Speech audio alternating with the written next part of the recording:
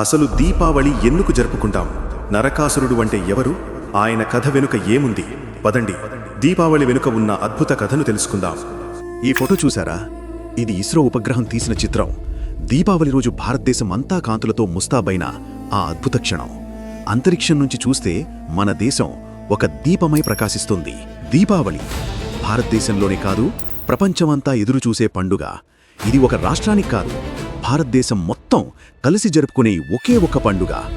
కానీ వెలుగుల సారాంశం మాత్రం ఒక్కటే. ఇది చెడుపై మంచి విజయానికి, చీకటిపై వెలుగు విజేతగా నిలిచిన పండుగ. ప్రతి దీపం ఒక ఆశ, ఒక సంతోషం, ఒక కొత్త ప్రారంభం. మన పూర్వీకులు వెలిగించిన ఆ మొదటి దీపం నుంచి ఈరోజు మనం కాలం మారిన ఆ వెలుగే మన పండుగ, మన హృదయం.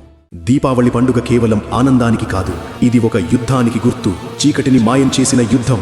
ఆ యుద్ధం వెనుక ఉన్నది నరకాసురుడు. ఆయన మరణమే ఎలా వెలుగుల పండుగగా మారింది తెలుసుకుందాం తరువాతి భాగంలో.